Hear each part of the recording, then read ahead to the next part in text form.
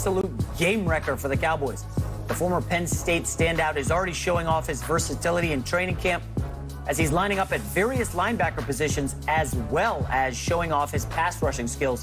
Parsons has the attention of Mike McCarthy, who described his young defensive stud as unique. LeVar, is your guy Parsons the key to turning around the Cowboys defense? He's a major part to the ingredients of making the key that does unlock the potential of what the Cowboys can be. Listen, I said this coming into the draft when he was coming out. Everybody asked me, who is Micah Parsons? What is he? What can he do? What can he be?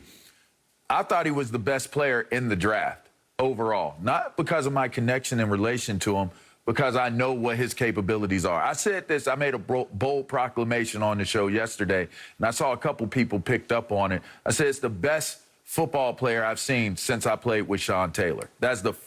He's the first kid I've seen, young man that I've seen, to the level of what he's capable of doing from the position that he plays, that it made me draw comparisons. Like, who do I compare him to? Who does he remind me of what he's capable of doing? And it was Sean Taylor.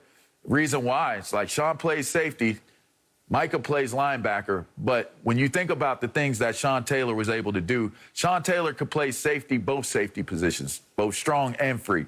He can cover like a free. He can hit you like a bag of bricks like a strong. He can get in the box like a strong and play like a linebacker, or he can get out and play coverage. He can do all of those things. He was so versatile. He was sideline to sideline. When you look at Micah Parsons and what his skill sets are and what his strengths are and what he's capable of doing, it's the same exact thing, except it's the level up and one more level forward.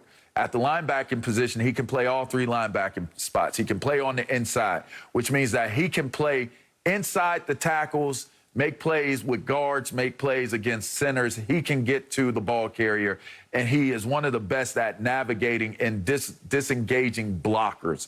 He's also able to get sideline to sideline. So if you think about like guys like a Brian Urlacher, who had the ability to be able to run from sideline to sideline from the inside of the defense, he can do all of those things at a Pro Bowl, all-pro level. If you put him on the outsides, strong side, can you set an edge? Can you be a three-down backer at the strong side? It's a different game than the weak side. Weak side, guys, it's more pass-oriented. It's more off the ball. It's more play the run. He can do that. He's quick enough. He's fast enough. His decisiveness in being able to diagnose plays, his ability to antidote, he's a different dude. He can cover man-to-man.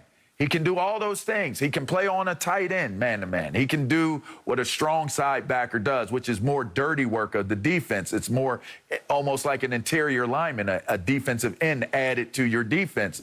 But he can run as a defensive end. You can actually, the kid was actually a defensive end in high school. He had to transition out of being a defensive end and move to a linebacker. A lot of what we saw from Penn State linebacking Micah Parsons was even watered down because they probably couldn't figure out how exactly to use him. This is going to be the biggest key for McCarthy and for Quinn, and Quinn has admitted it as much. How do you use Micah Parsons? You have a strong linebacking core. You have a really, really strong defensive front as well that's coming together. How do you use Micah Parsons exactly? If they crack the code on where to use him and at the times to use him, you should see a really, really special player, a generational player on the defensive side of the ball. So a major key ingredient to if the Dallas Cowboys will have success this year. As a rookie. Look, I like the kid. I like the kid a lot. I don't think it's possible to like him as much as LeVar does, but I do like him. All right? I think that the Cowboys hit at least a triple. They hit a triple with this. We'll see if it turns into a home run, but this was a good draft pick. You mentioned everything he can do. I mean, the kid, he's versatile. His size, 6'4", 250. He's got 4.3, 4.4 speed. Do you understand how he's crazy that is?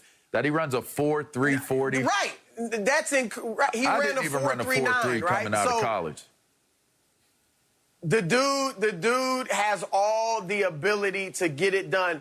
Saying he is the key is an overstatement. That's going too far. But I think he, as you said, LeVar, he's one of the keys. I think Dan Quinn is a key. All right, I know he's the defensive coordinator. He won't be out there on the field, but he's a key. Dallas had, the 4 years before Mike Nolan took over, they were in the top third of the league defensively. And a few times they were in the top 10, close to the top 5. And Nolan comes in and complicates things, and they fall off. So I think Quinn coming back is a bit, or, coming to Dallas, he's a great defensive coordinator. I think that's big. I think the other linebackers, Leighton Vander Esch, I've mentioned, he's playing for a contract. I think that's going to be big. I think he'll be able to stay healthy. Somehow guys have a way of staying healthy at times when they're playing for a contract. All right, Jalen Smith, I need a good year out of him. DeMarcus Lawrence, I need him to turn back the clock. 2 years ago, he was a Pro Bowler.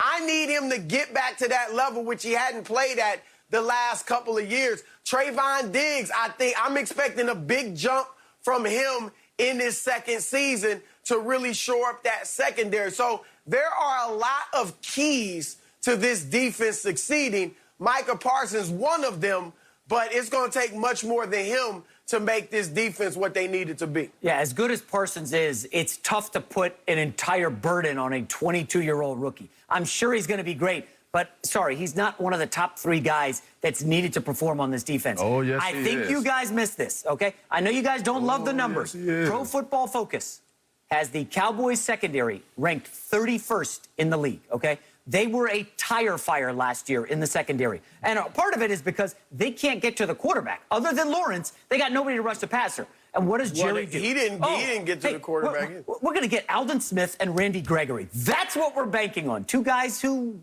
have had some problems off the field. If they can stay on the straight and narrow, I'm very optimistic for this front 7 where Micah Parsons will be instrumental. But the key is, if you can't pressure the quarterback, that secondary is going to be under fire. They're ranked 31st for a reason. They went out and brought in 2 of Dan Quinn's guys, okay, from Atlanta, where the secondary wasn't good to begin with. And then they drafted defensive backs in the 2nd and 3rd round. It's a clear position of need. Now, the good news is, and I know Cowboys fans are angry because of what I just said, the good news is they face a weak slate of quarterbacks this year. First of all, let's look at the division. Danny Dimes, I like to call him Danny Loose Change because he's a turnover machine. Ryan Fitzpatrick, we know what he is. And then, of course, Jalen Hurts, who struggled and started, I believe, 3 or 4 games last year. So in the division, you could warm up. Now, they have a tough start opening with Tom Brady and Justin Herbert, but it gets much easier. So I believe they will struggle early. First 2 weeks, there will be panic. This show will go to DEFCON 2 on the Cowboys secondary, but they will be fine come October. And again, as much as we've laid into the Cowboys and they love talking about Jerry Jones and the struggles of McCarthy, this probably is an 11-win team capturing the NFC East thanks to a defense handling bad quarterbacks. This is what I'll say. I gave you guys the breakdown on who Micah Parsons is as a player. The reason why he will be a catalyst for change on this defense is because when you get players of his caliber, of his magnitude, and you have other guys, those other 2 linebackers, Vander Esch and Jalen, are nice. Like, coming out of college, I mean, listen, you didn't have a better linebacker coming out of college better than Jalen, like right before that injury. He's gotten back from that injury, and he has been an efficient and an effective player for this team. But Micah is like, he's just different. I mean, he's different. And we'll probably look back on this show a year or 2 from now and be like, man, you said it. It's hard to explain when you see somebody that's that different. And that's why I use Sean as an example in doing so. So even with everything that we're talking about, I'm not even a Dallas fan. So I'm just giving you guys just straight up information. I am a big Micah Parsons fan because I have a personal relationship with him, but I'll never sacrifice the integrity of what I do as a professional. So if he was a good football player, I would say this is a good football player. If he was something less than that, it's like, we'll have to wait and see. He's a project kid. I would say he's a project. They got to build him and see where we end up. He will be a major catalyst. he will emerge as like an Urlacher, like a Mack, like a Ray Lewis. He will emerge, a Von Miller. He will emerge as an impact player on this team. And it's very far and few in between where you get guys that have the ability to impact games in a certain type of way, in a certain type of manner. Quinn knows this.